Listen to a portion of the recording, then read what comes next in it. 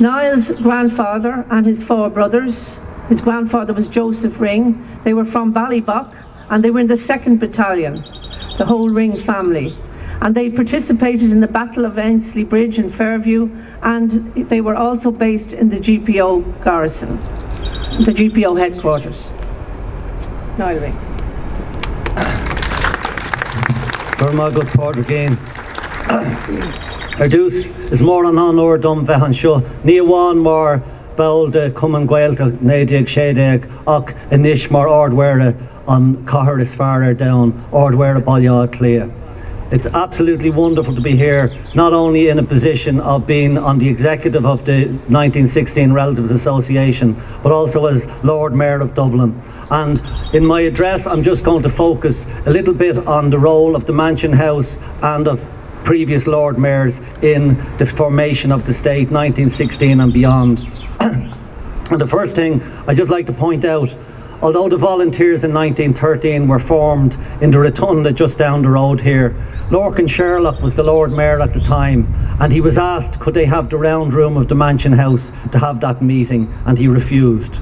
So it didn't start off very well in terms of a Lord Mayor and the rising and the movement that was going on at that time. And obviously the ICA were formed, the Citizens' Army were formed a couple of days beforehand. But in looking at the formation of the volunteers and what happened afterwards and the role of the Mansion House, a lot of us remember the coming home in 1917, in June 1917, when the Lord Mayor addressed and greeted the prisoners in 1917 at the Mansion House. Before that, I think it's important to note that a lot of the ordinary, in inverted commas, and when I say ordinary I mean extraordinary, the extraordinary men and women of 1916, including the 2nd Battalion and my own grandfather and his brothers, they came back through the North Wall in a steamer. They didn't come in by train into Western Row, and like that they left North Wall in a steamer when they were taken to Richmond Barracks like so many others and marched down through the streets of Dublin to North Wall.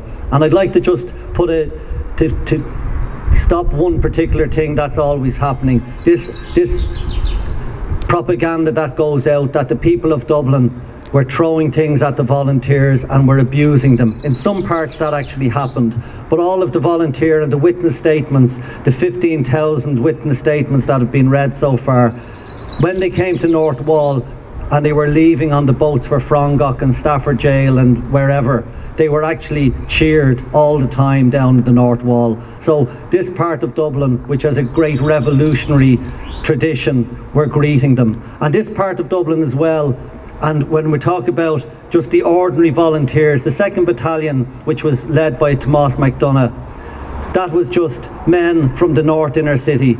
And one of the things they did, and I see Hugo McGuinness here today, the Battle of Annesly Bridge was one of the most significant events of the Rising. 20 men stopped the British at Annesly Bridge. Major Somerville had brought 200 men from the Muskerty School in Bull Island, and they were stopped at Annesly Bridge and they were chased down East Wall Road by volunteers under Leo Henderson. My own grandfather and 2 of his brothers were among 7 who went down Leinster Avenue to intercept them.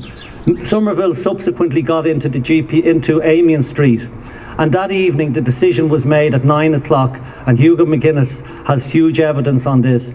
They decided, instead of bringing the troops into North Wall, where they were going to come in and get right into the heart of the city and probably stop the Rising much quicker, they decided, because of the amount of insurgency and the amount of sniper firing and the Battle of Annesly Bridge, they were better off bringing them to Dunleary, where of course they were guaranteed a much warmer welcome. But of course not such a warm welcome when they got up to Northumberland Road. But in any event, subsequently the Lord Mayor of Dublin in 1917, when the prisoners came home, was Lawrence O'Neill. Now Lawrence O'Neill was a nationalist and an absolutely brilliant Lord Mayor. He served until 1924. He was actually arrested in 1916 himself and was brought to Richmond Barracks and kept there for a few weeks. He wasn't actually deported, but he became Lord Mayor in 1917 and of course set about raising the nationalist agenda and the nationalist profile.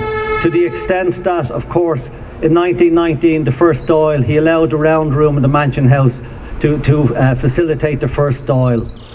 Subsequently, in the Mansion House, he also allowed it to be used for the truce negotiations in July 1921, and the truce was actually signed in the Mansion House in July 1921. December, of course, 1921 had the famous cabinet meeting in the drawing room of the Mansion House, again facilitated by Lawrence O'Neill, where the cabinet decided on a 4 to 3 to put the treaty to the cabinet, to the full Dáil. And of course the people who were for the treaty in that famous meeting were Collins, Barton, Cosgrave and Griffith, and the anti-treaty were De Valera, Austin Stack and Cathal Brugha. That meeting, of course, led to subsequently the vote in the Dáil. The Dáil wasn't in that day, for that particular vote, it wasn't in the round room, it was in Earlsford Terrace, but we know what happened after that. But a couple of other meetings, couple of significant meetings took place immediately after the treaty debates. Cumann na mBan had a meeting in March 1922, and they voted by 419 votes to 63 to reject the treaty. And in my view, what a pity they hadn't more women TDs in those days, and things may have turned out differently, but that's history, and we have to live with what we live with.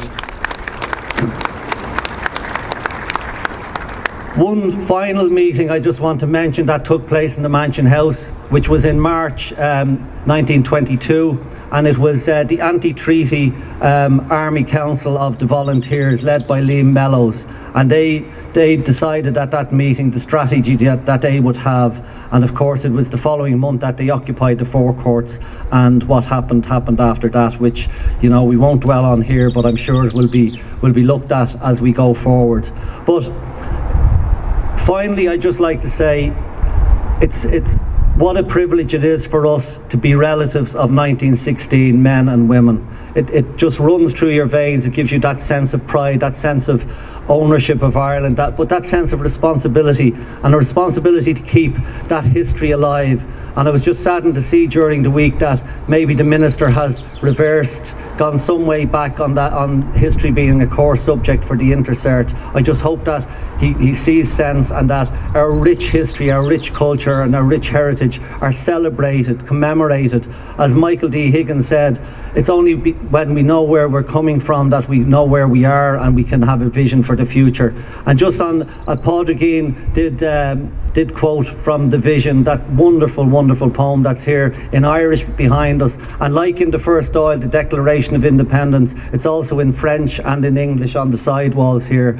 And I think I'll just finish with a little quote from that, and it's, "O generations of freedom, remember us, the generations of division. We owe it to them to always remember them." I leave it at that and say, Gurv Mila Mila Mahagwivgalair.